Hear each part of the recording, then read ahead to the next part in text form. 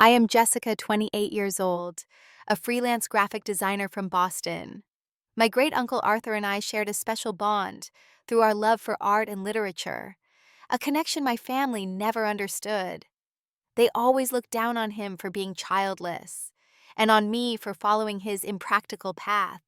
For years, my family smugly anticipated inheriting Arthur's wealth. What they didn't expect was that in the end, he would leave everything to me. I'm actually live streaming from my new apartment. If you're watching this, let me know where you're tuning in from, hit that like and subscribe button, and stick around to hear how my entitled family got exactly what they deserved. Arthur was my grandfather's younger brother, a successful writer and art collector who never married. With his wire-rimmed glasses and cardigan sweaters, he was the perfect image of an intellectual. His eyes would light up whenever he talked about his latest literary discovery or art acquisition.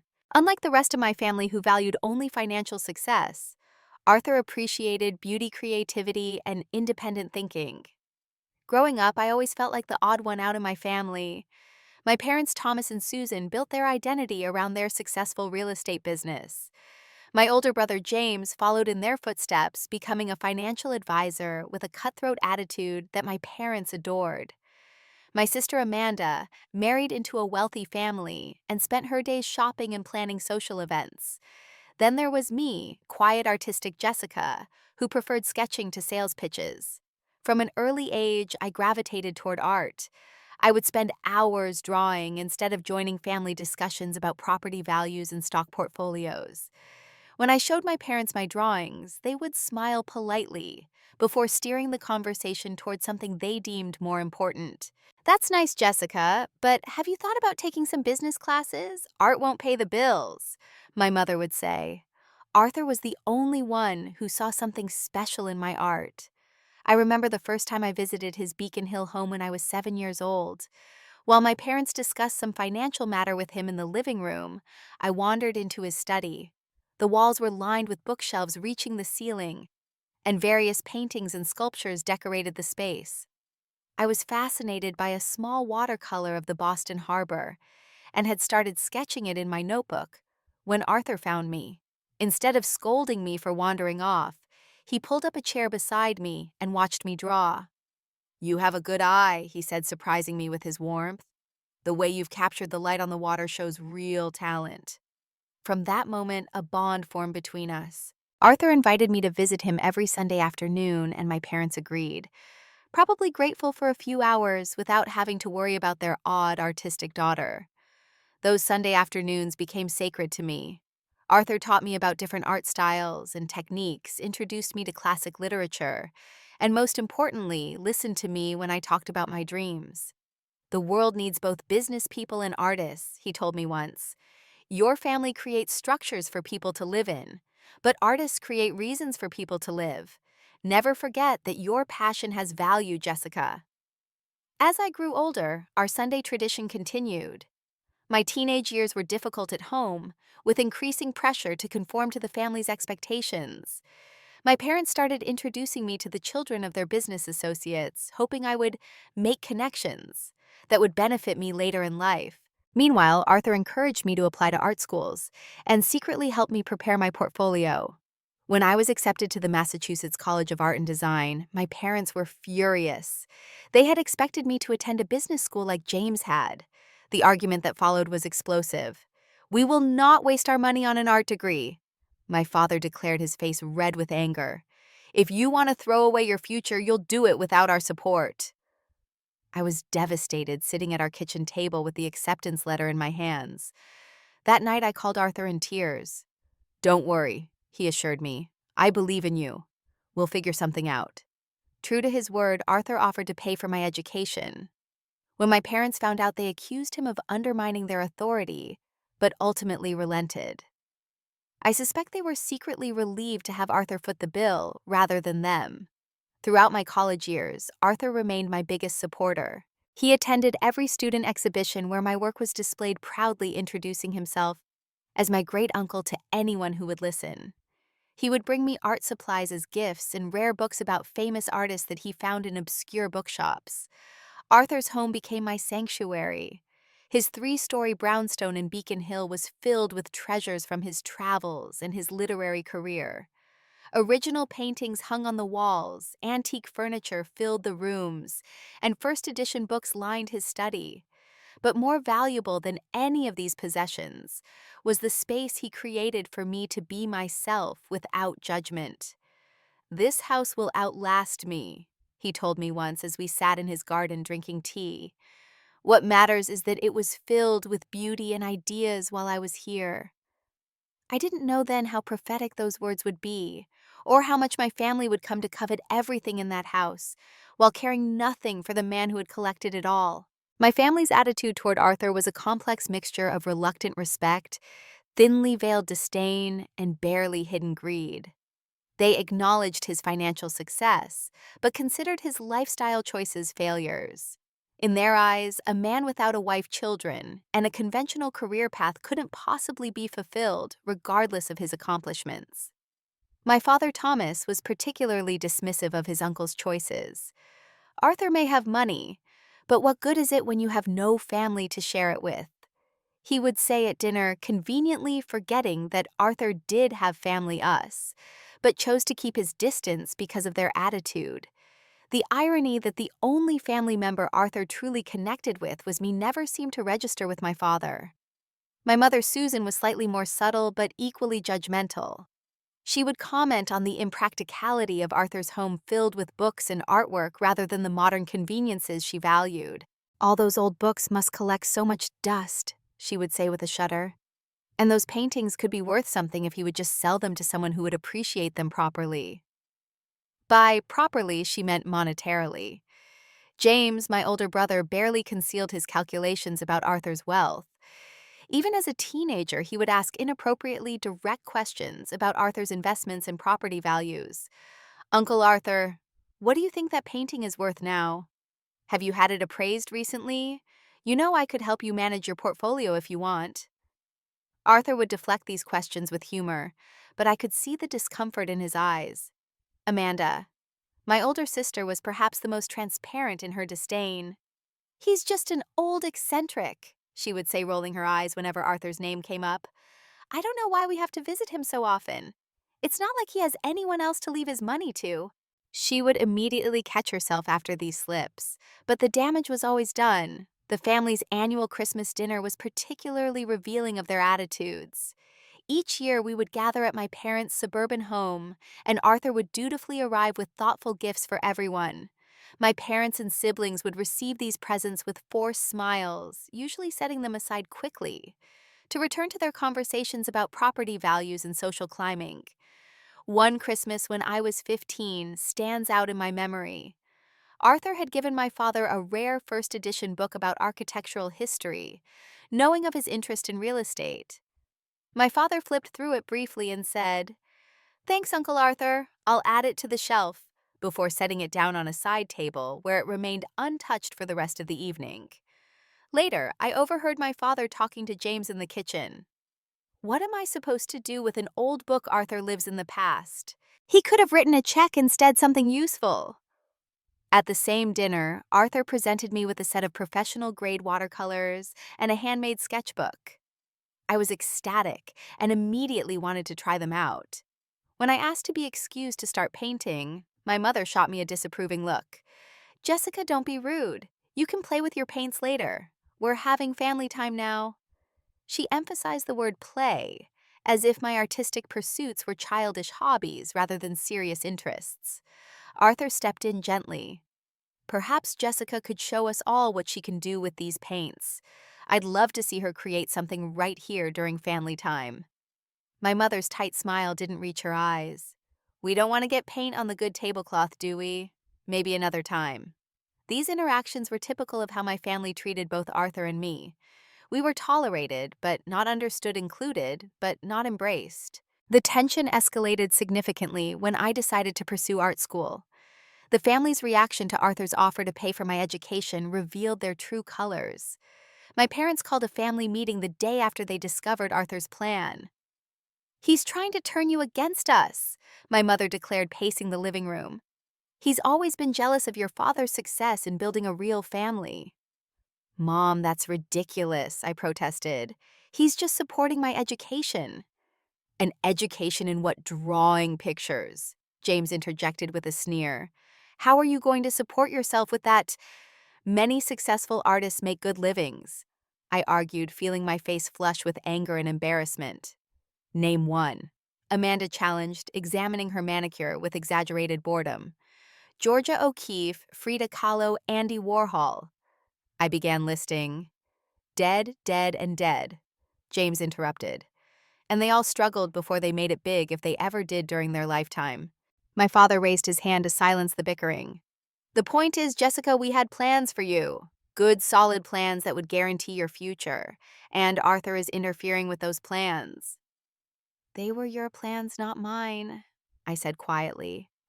Arthur is the only one who's asked what I want. The room fell silent for a moment before my mother spoke again, her voice cold.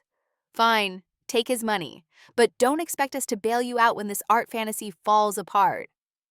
Even as they criticized Arthur for supporting my education, my family never hesitated to ask him for favors or financial assistance. My father approached Arthur multiple times for business loans during economic downturns. Amanda once asked Arthur to help her husband secure a position at a publishing company where Arthur had connections. James regularly sought Arthur's advice on investment opportunities, though he rarely followed it. The most telling aspect of their behavior was how they discussed Arthur's assets when they thought I wasn't listening. After family gatherings, they would huddle together in the kitchen or den, speculating about the value of his home, his art collection, his investments. That painting in the study must be worth at least 50,000, my mother would whisper. The house itself is in a prime location, easily worth 2 million in today's market, my father would add. Do you think he has a retirement account investment portfolio? James would question eagerly. These conversations happened with increasing frequency as Arthur aged, even while he remained in excellent health. The calculations and anticipation in their voices was unmistakable. They were waiting, planning, and assuming that Arthur's wealth would eventually become theirs. All the while, they failed to notice the one thing that might have actually influenced Arthur's decisions about his legacy: how they treated the things he truly valued, including me and my artistic pursuits. Their dismissal of these things spoke volumes about how little they understood the man whose wealth they so eagerly anticipated inheriting. Everything changed when Arthur, at 78, was diagnosed with progressive heart disease. The doctor explained that while medication could help manage his symptoms, his heart was weakening and his condition would eventually worsen. Arthur took the news with the same calm dignity with which he approached everything in life. Well, Jessica, he said as we left the cardiologist's office, it seems I won't be collecting art forever after all. I was devastated, but tried to match his composure. Don't talk like that. The doctor said the medication will help. You could have years. Perhaps, he agreed, patting my hand. But it's time to get my affairs in order nonetheless. Will you help me with that? Of course, I agreed. What I didn't anticipate was how quickly news of Arthur's diagnosis would transform my family's behavior. I had called my parents after the appointment to inform them about Arthur's health, emphasizing the doctor's advice that Arthur should avoid stress and maintain his normal activities as much as possible. Within 24 hours, my entire family descended upon Arthur's Beacon Hill home, like a flock of vultures disguised as concerned relatives. My mother arrived with an elaborate fruit basket and home-cooked meals that Arthur never asked for, and that ignored his dietary restrictions. You need proper nutrition now more than ever, she insisted, unpacking containers in his kitchen, while her eyes darted around cataloging valuable items. My father brought an expensive bottle of scotch, despite the doctor's instruction that Arthur should limit alcohol. A small glass now and then can't hurt, he said, settling into Arthur's favorite armchair without invitation. By the way, that grandfather clock in the hallway, is that a family heirloom? I've always admired it. James arrived with brochures for retirement communities. Just something to consider, Uncle Arthur. These places have excellent medical care on site. Much better than rattling around in this big old house by yourself. He casually opened drawers in Arthur's desk while pretending to look for a pen. Amanda brought her husband and children, who ran through the house touching everything despite Arthur's obvious discomfort. The kids wanted to see where Great Uncle Arthur lives, she explained, making no effort to control them as they fingerprinted the glass cabinet containing Arthur's collection of rare first edition books. I watched in horrified silence as this performance unfolded. Arthur caught my eye across the room and gave me a subtle, sad smile that confirmed he saw through their sudden attention. The visits continued with increasing frequency. My mother began helping Arthur by reorganizing his kitchen cabinets conveniently, discovering which cabinets held valuable china and crystal. My father offered to assess the structural integrity of the house, using it as an excuse to explore every room, including Arthur's private study. One afternoon, I arrived at Arthur's home to find him sitting in his garden alone, looking tired. "They've been here all morning," he said without preamble. "Who?" I asked, though I already knew. "Your parents and James. They brought some legal papers they wanted me to sign. Something about making James my financial power of attorney to simplify things for me." My stomach dropped. "Did you sign anything?"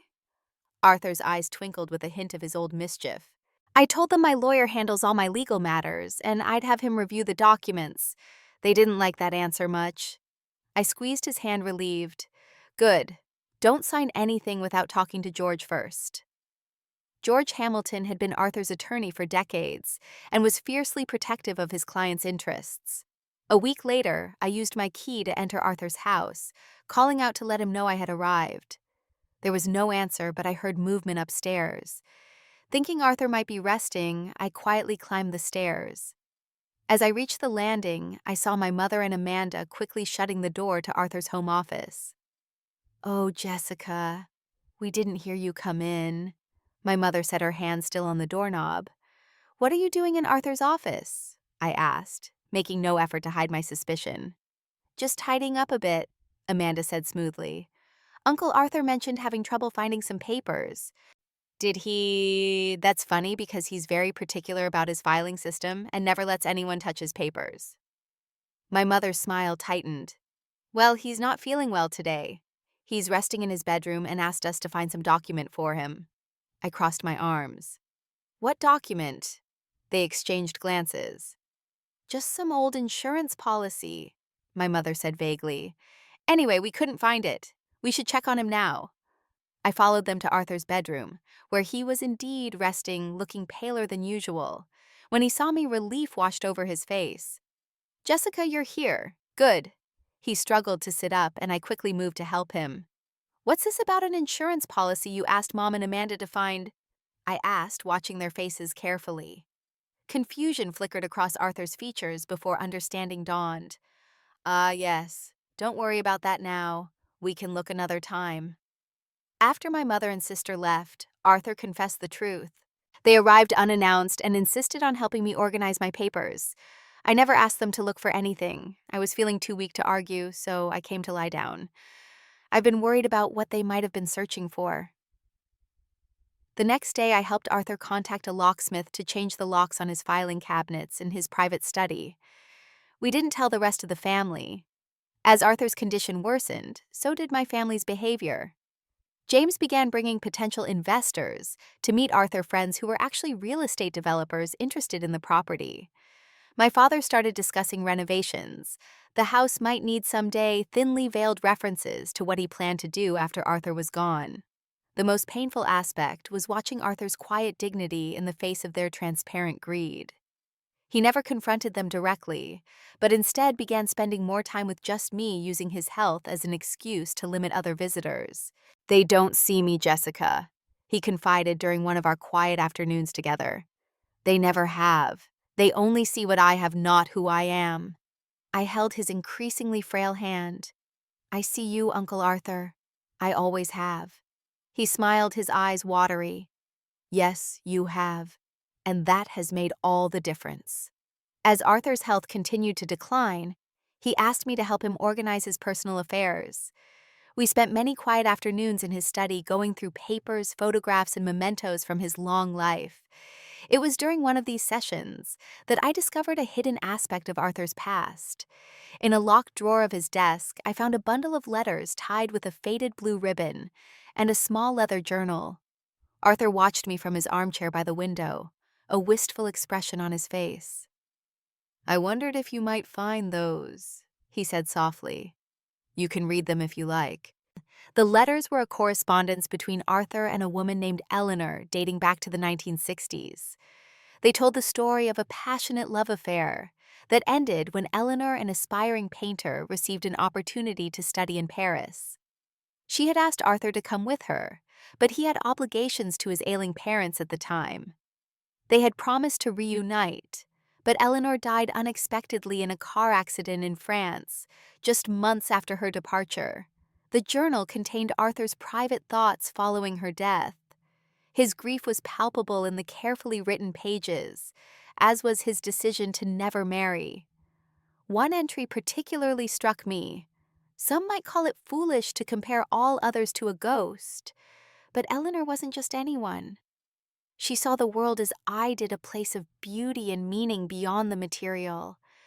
I would rather live with her memory than settle for someone who cannot see the colors she showed me. I looked up at Arthur, tears in my eyes. "I had no idea." "Few people did," he replied. "Your grandfather knew, of course. He thought I was a fool for not moving on, as he put it. That was when the divide between us truly began. He couldn't understand choosing love and memory over practicality." "Is that why you never told the rest of the family?" Arthur nodded. "Your father was raised with very specific values. Success measured by wealth status and continuing the family line.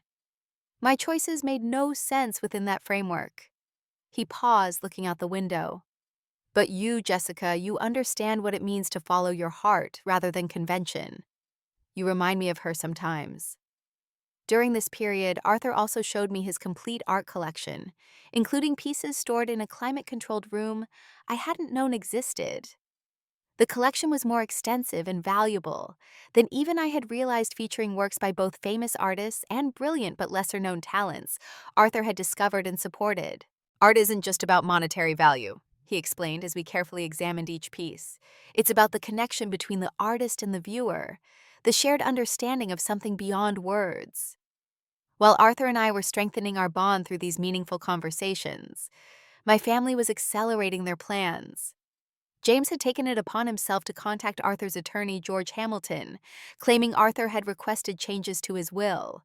Fortunately, George was too experienced and loyal to fall for this tactic and called Arthur directly to confirm. Arthur was furious, but unsurprised. "They're getting bolder," he told me after hanging up with George. "They sense time is running out." He was right, and the situation came to a head at Arthur's 79th birthday. My parents insisted on hosting a celebration at their home, overriding my suggestion of a quiet dinner at Arthur's favorite restaurant.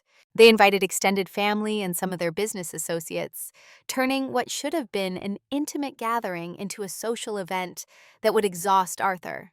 I drove Arthur to the party, worried about how he would manage the crowd and excitement. "We don't have to stay long," I assured him as we pulled into my parents' driveway. "It's all right, Jessica," he said, patting my hand. "I'm curious to see what they've planned." The house was elaborately decorated with catering staff serving expensive champagne and hors d'oeuvres. My mother had hired a photographer to document the occasion, something Arthur would normally hate. He endured it all with stoic grace, accepting birthday wishes from people who barely knew him while my family hovered nearby, playing the role of devoted relatives. After dinner, when Arthur was visibly tiring, my father stood to make a toast. "To Uncle Arthur," he said, raising his glass. "A man whose generosity and success have been an inspiration to us all. May your legacy continue to enrich our family for generations to come." The emphasis on legacy and enrich was unmistakable, and I felt Arthur stiffen beside me.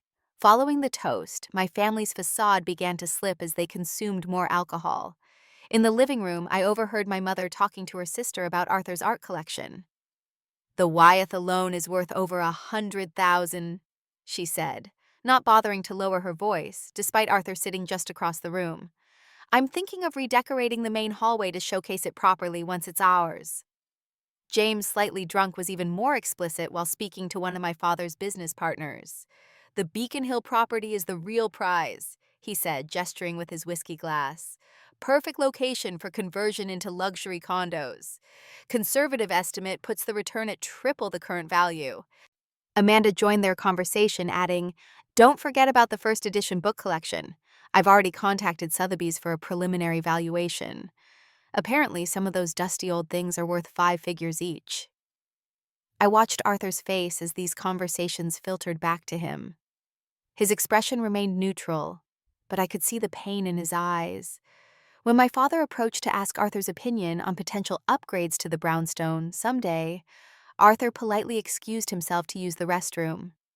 I found him in my father's study, sitting alone in the dark. "Are you okay?" I asked, turning on a small lamp. "I knew," he said quietly. "I've always known how they see me and what they want from me, but hearing it so openly on my birthday of all days." He trailed off, looking older and more tired than I'd ever seen him. "Let's go," I suggested. "You don't need to stay for cake." He nodded gratefully, and I helped him to his feet. As we made our way to the door, my mother intercepted us. "Leaving already?" "But we haven't cut the cake. The photographer wanted to get pictures of the whole family together." "Uncle Arthur isn't feeling well," I said firmly. "I'm taking him home." "But everyone's here to celebrate him," she protested, though her concern was clearly for appearances, not for Arthur's comfort. Arthur spoke up, his voice steady despite his fatigue. "Thank you for the party, Susan. It's been quite illuminating." In the car, Arthur was silent for several minutes before speaking. "Jessica, would you be available to meet with George and me next week? There are some matters I'd like to discuss with both of you." "Of course," I replied, suspecting what those matters might entail, but not pressing for details. 3 days later, Arthur and I met with George Hamilton at his office. Arthur instructed George to update his will with specific and detailed instructions about the distribution of his estate. I offered to step out during their discussion, but Arthur asked me to stay. "I want you to understand my reasoning," he said, "and to be prepared for what will likely follow." As George took notes, Arthur calmly and methodically outlined his wishes. While I won't detail those instructions here, I can say that they reflected Arthur's true values, his appreciation for art literature, and genuine human connection over material wealth and social status. When we left the attorney's office, Arthur seemed lighter somehow, as if a burden had been lifted. "That's done then," he said, taking my arm as we walked slowly to the car. "Now I can focus on enjoying whatever time I have left." Arthur passed away peacefully in his sleep 3 months after his birthday party. I was the one who found him when I arrived for our regular Sunday afternoon visit. He looked serene, as if he had simply decided it was time to go. The book he had been reading was still open on his nightstand. The grief hit me like the physical blow. Arthur hadn't just been my great uncle. He had been my mentor, my confidant, and the one person in my family who truly understood me. I sat beside his bed for a long time, holding his now cold hand and trying to imagine a world without his gentle wisdom and unwavering support. When I finally called my parents to tell them the news, my mother's first question, after a perfunctory expression of sadness, was, "Did you call George Hamilton yet? We should meet with him as soon as possible." The funeral arrangements fell to my parents, who seized the opportunity to transform what Arthur would have wanted to be a simple, dignified service into an elaborate social event. They rented the largest room at an expensive funeral home, ordered extravagant floral arrangements, and invited not just family and friends, but also business associates and social connections who had barely known Arthur. "Uncle Arthur was a very important man," my mother explained when I questioned the guest list. "This needs to reflect his status." The service itself was a performance of grief rather than a genuine expression of it. My father gave a eulogy that focused more on Arthur's financial success than his character or passions. James and Amanda both spoke briefly, their remarks filled with vague platitudes and thinly veiled references to Arthur's generosity that would continue to influence the family. I had prepared words to share, but found myself unable to speak when my turn came. How could I express what Arthur had meant to me in a room full of people who had never truly known him? Instead, I placed a small sketch I had made of Arthur reading in his garden on top of his casket, a private farewell that meant more than any public speech. After the service, as guests mingled at the reception my parents had arranged, I overheard conversations that confirmed my worst suspicions about my family's priorities. "Have they read the will yet?"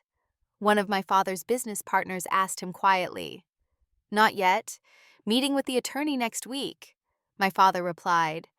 "But I'm sure Arthur has taken care of the family appropriately. He always understood the importance of keeping assets within the bloodline." Later that evening, I drove to Arthur's house using my key to enter the silent building one last time before whatever would come next.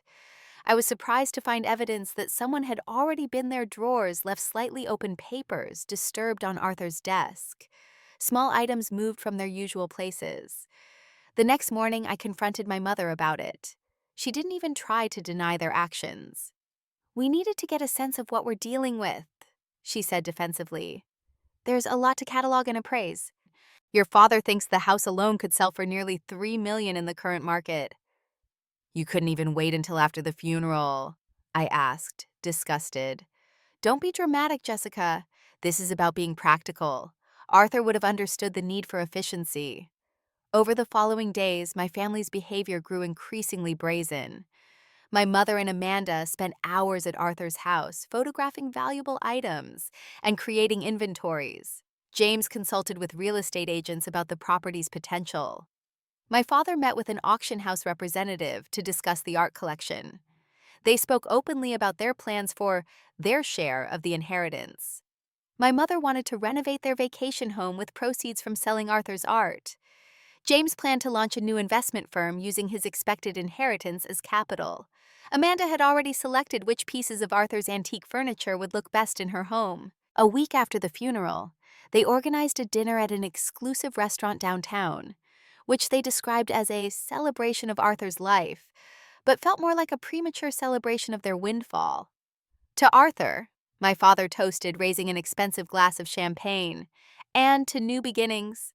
I refused to attend, which resulted in a heated phone call from my mother. "You're being disrespectful," she insisted. "This dinner is in Arthur's honor." "No, it's not," I replied. "It's about celebrating what you think you're going to get from him. Arthur would have hated it." "You've always been ungrateful," she snapped, "after everything we've done for you. This attitude is exactly why you'll never succeed in life. At least the rest of us know how to recognize an opportunity when it presents itself." I hung up her words, confirming everything I already knew about their motivations. They saw Arthur's death not as the loss of a beloved family member, but as an opportunity they had been waiting for. The meeting with George Hamilton was scheduled for the following Monday. My family arrived at his office dressed in business attire, bringing briefcases and notepads, as if they were attending a corporate meeting rather than the reading of a loved one's will. I chose to wear a simple blue dress, Arthur's favorite color. George greeted us with professional courtesy, though I detected a certain coldness in his manner toward my parents and siblings. He had been Arthur's friend as well as his attorney, and had no illusions about my family's character. We gathered in the conference room, my parents and siblings taking seats at the large table, while I sat slightly apart near the window. George began with the standard legal preliminaries, before moving to the substance of the will. "Arthur has left specific bequests to each of you," he said, adjusting his reading glasses. "I'll begin with those before addressing the disposition of the estate as a whole." My father leaned forward eagerly. "Yes, let's get to the specifics." George nodded and began reading. To my father, Arthur had left his collection of architectural books and a monetary gift of $10,000. To my mother, he bequeathed his grandmother's china set and another $10,000. James received Arthur's modest collection of watches and $10,000. Amanda was given a small collection of decorative silver items and again $10,000. As George read each bequest, I watched the expressions on my family's faces change from anticipation to confusion to dawning horror. These tokens and relatively small sums were far from the windfall they had expected. "And now, to the remainder of the estate," George continued, his voice steady. comprising the Beacon Hill property, all financial accounts and investments, the art collection, first edition books, and all other possessions not specifically bequeathed above. The tension in the room was palpable. My father's knuckles were white where he gripped the armrests of his chair. Arthur has left the entirety of the residual estate to his great-niece Jessica Marie Lewis. The silence that followed lasted only seconds before erupting into chaos. My mother let out a strangled cry. James jumped to his feet, his face flushed with anger. My father demanded to know if there had been some mistake. George raised a hand for silence and continued reading. I would like to include a personal message from Arthur to be read at this time. He produced a sealed envelope and opened it carefully. To my family, he read. The decisions reflected in my will are not made lightly or in haste. Throughout my life, I have valued authenticity, creativity, and genuine human connection above material wealth and social status. My estate represents not just monetary value, but the choices, passions, and relationships that defined my existence. I have chosen to entrust this legacy to the one person who shared and respected those values, Jessica. While others saw only what I had, she saw who I was. While others visited when they wanted something, she gave her time and affection freely with no expectation of return. This is not about punishment or reward, but about entrusting what I value to someone who will value it for the right reasons. I hope you will respect my wishes and support Jessica as she determines how best to honor this responsibility. With sincerity, Arthur William Patterson. I sat in stunned silence, tears streaming down my face. The letter captured Arthur's voice so perfectly that I could almost hear him speaking the words. My family's reaction was immediate and ugly. My mother turned to me, her face contorted with rage. What did you do? How did you manipulate him into this? I didn't do anything, I said quietly, still processing the enormity of Arthur's decision. This is ridiculous, James declared. Uncle Arthur wasn't in his right mind at the end. We all know that. This will needs to be contested. My father turned to George. Arthur was clearly suffering from diminished capacity when he made these changes. When exactly was this will executed? 6 months ago, George replied calmly. And I can assure you, Arthur was of completely sound mind. I conducted a thorough evaluation of his mental capacity, which was documented and witnessed appropriately. This will is legally unassailable. We'll see about that, my father threatened. I have connections with the top estate litigation attorneys in Boston. As the arguments continued with my family becoming increasingly hostile, George suggested that I step out of the conference room with him. This is precisely what Arthur anticipated, he told me in the hallway. He prepared me for this reaction and asked me to assure you that I will handle any legal challenges they might bring. You won't have to face this alone. I nodded gratefully, too overwhelmed to speak. There's something else, George added, reaching into his briefcase. Arthur left this for you privately. It's not part of the official will. He handed me a sealed envelope with my name written in Arthur's elegant handwriting. I decided to wait until I was alone to open it. When we returned to the conference room, my family had moved from shock and anger to bargaining and threats. Jessica, my mother said, her voice suddenly honeyed. You know this isn't what Arthur really intended. He wouldn't want to create such division in the family. Surely we can come to some arrangement to divide things more appropriately. I'm sure Uncle Arthur meant for you to serve as a trustee of sorts, James suggested, managing the assets on behalf of the entire family. If you insist on this ridiculous will, my father warned, don't expect any support from us when you inevitably fail to manage such a large estate. You've never handled real responsibility in your life. I looked at each of them in turn, these people who shared my blood but had never shared my heart. In their faces I saw not grief for Arthur, but rage at being denied what they believed they deserved. I think we're done here, I said, standing up. George, thank you for your time. I'd like to schedule a meeting to discuss next steps when things are calmer. As I walked out of the office, my sister Amanda called after me. You've always been jealous of us, haven't you? This is your revenge for not fitting in. Well, enjoy your blood money, Jessica. Just don't come crawling back when you need help. Her words stung, but also clarified something important. They had never seen me clearly, just as they had never seen Arthur. And in that blindness, they had lost far more than money or property. They had lost the opportunity to know two people who might have enriched their lives in ways they couldn't comprehend. The weeks following the reading of Arthur's will were chaotic and painful. True to their threats, my family consulted with attorneys about contesting the will. But George had been right. Arthur had made his wishes legally unassailable. Medical evaluations properly witnessed documents, and Arthur's clear, consistent instructions left no grounds for claiming he had been manipulated or lacked capacity. When legal challenges failed, my family turned to emotional warfare. My mother called repeatedly, alternating between tearful pleas about family loyalty and vicious accusations about my character. James attempted to intimidate me with complex financial arguments about how I would ruin the value of the estate without his expertise. Amanda spread rumors among extended family that I had isolated Arthur from everyone else during his final days. I weathered these storms by focusing on what Arthur had entrusted to me. The responsibility was overwhelming at times, but I found guidance in the private letter he had left with George. I read it alone in my apartment the night after the will reading, crying through most of it, but finding strength in his words. "My dearest Jessica," he had written, "by now you know my decision about my estate, and likely have faced the initial reaction from the family. First, please know that this was my choice alone, made with clear mind and purpose. You did not manipulate me, as they will surely claim. I've watched you grow from a thoughtful child into a compassionate, talented young woman who values the same things I have valued throughout my life. In you, I see not just artistic talent, but a genuine understanding that life's richness comes from beauty, knowledge, and meaningful connections, not from acquisitions or status. The assets I've left you are substantial, but they are merely tools. Use them wisely to build the life that brings you joy and purpose. The house can be your home, your studio, or something else entirely if you choose.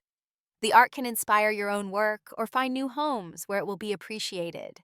The financial resources can free you to create without constraint. My only specific wishes are these: first, take time to decide. Make no major decisions while grief is fresh and pressure is high. Second, be true to yourself. Others will have many opinions about what you should do, but the right path is the one that aligns with your own values and dreams. Finally, remember that generosity should be guided by wisdom, not guilt. Help those who truly need and will value your help, not those who simply want what you have. You have shown me kindness and understanding when others showed only obligation and expectation. Now it is my turn to support you, even after I am gone. Know that I am proud of you and confident in your judgment. With love and faith in you, Arthur. The letter became my touchstone in difficult moments, reminding me of Arthur's confidence in me when my own wavered. I moved into Arthur's Beacon Hill home temporarily, while deciding what to do long term. Being surrounded by his books, his art, and the spaces where we had spent so much time together was both painful and comforting. I could almost hear his voice sometimes, especially in his study where the afternoon light filtered through the windows, just as it had when we talked for hours about art and life. George Hamilton became an invaluable ally, helping me navigate the practical aspects of managing the estate. We met weekly to address financial matters, property issues, and the occasional legal threat from my family. He was patient with my questions and respectful of my decisions, never treating me as the naive girl my family believed me to be. About a month after moving into Arthur's house, I discovered another treasure. In the climate-controlled room where Arthur kept his most valuable artworks, I found a locked cabinet I hadn't opened before. The key was in Arthur's desk, labeled simply, "For Jessica." Inside were dozens of folders containing documentation of Arthur's support for young artists throughout his life. Scholarships he had funded anonymously, studio spaces he had subsidized, exhibitions he had financed for talented newcomers who couldn't afford gallery fees. This discovery inspired me. After careful consideration and consultation with George, I decided to use a portion of the estate to establish the Arthur Patterson Foundation for Emerging Artists. The foundation would provide grants, mentorship, and exhibition opportunities for promising artists who lacked financial resources or connections. My family's reaction to this announcement was predictably self-centered. My mother called it a wasteful vanity project. James warned that I was depleting family resources on strangers. Amanda suggested I was only doing it for attention and social standing. Their criticism strengthened my resolve. The foundation became my passion project, a way to extend Arthur's legacy of supporting authentic artistic expression.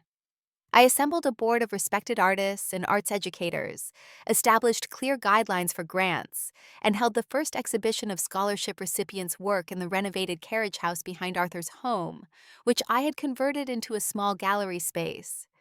As the foundation gained recognition in the arts community, my family's tactics shifted. Suddenly, they wanted to reconcile. My mother invited me to family dinners. My father offered business advice for the foundation. James proposed partnership opportunities that would prominently feature the family name. "We're so proud of what you're doing with Uncle Arthur's legacy," my mother said during one particularly transparent attempt to reestablish influence. "The family should be involved. After all, we're all part of Arthur's story." I established clear boundaries. "I'm happy to maintain a relationship with all of you," I told them during a tense family dinner. "But the foundation and the estate are separate matters. My decisions about those are final." They didn't like this answer, but realized their previous tactics had failed. Our relationship settled into a strained civility, with underlying tensions surfacing whenever the topic of Arthur or his estate arose. Meanwhile, I was finding my own path forward. I continued my work as a graphic designer, but now had the freedom to be selective about clients and projects. I converted the third floor of Arthur's house into my studio, where light streamed through tall windows onto my drawing table, positioned exactly where Arthur's reading chair had once stood. The initial shock and overwhelming responsibility gradually transformed into something else: confidence. Each decision I made, whether about the foundation, the art collection, or my own work, built my trust in my judgment. Arthur had seen something in me that my family had missed, and that I myself had sometimes doubted. Now, I was beginning to see it too. The most unexpected outcome of Arthur's decision was how it changed my relationship with creativity. Without the constant pressure to justify my artistic pursuits in financial terms, my work deepened and evolved. I began experimenting with new techniques and subjects, creating a series of mixed media pieces that explored themes of inheritance, identity, and transformation. When a prestigious gallery offered to exhibit this new work, I felt Arthur's presence strongly, as if he were standing beside me at the opening, beaming with quiet pride. I had included one special piece in the exhibition: a portrait of Arthur in his study surrounded by the books and art he loved, with light illuminating his thoughtful face. It wasn't for sale. Looking back now, 2 years after Arthur's passing, I can see how profoundly his final gift changed my life, not just through financial security or professional opportunities, but by affirming that living according to your true values is ultimately more rewarding than chasing others' approval or material success alone. My entitled family thought Arthur's wealth was the real inheritance, but they were wrong. The true legacy he left me was the understanding that we are defined not by what we accumulate, but by what we appreciate, not by what we possess, but by what we contribute. As I stand in the gallery space now filled with works by the second cohort of foundation artists, I feel profound gratitude, not just for the material resources Arthur entrusted to me, but for the example he set throughout his life, valuing authenticity over appearances, generosity over accumulation, and genuine connection over social advantage. Arthur once told me that the most valuable things in life can't be measured in dollars or listed in a will. True wealth, he said, is living a life aligned with your core values and surrounding yourself with people who see the world as you do. By that measure, Arthur was the richest man I've ever known. And his greatest gift to me was showing me how to recognize and create that kind of wealth in my own life. If you're watching this and have your own story about standing up to entitled family members or finding support from an unexpected source, please share in the comments. Have you ever been underestimated by your family? How did you prove them wrong? Like and subscribe if this story resonated with you. And remember that sometimes the most precious inheritances aren't things, but lessons, values, and the courage to be true to yourself. Thank you for listening, and may you find people in your life who truly see you for who you are.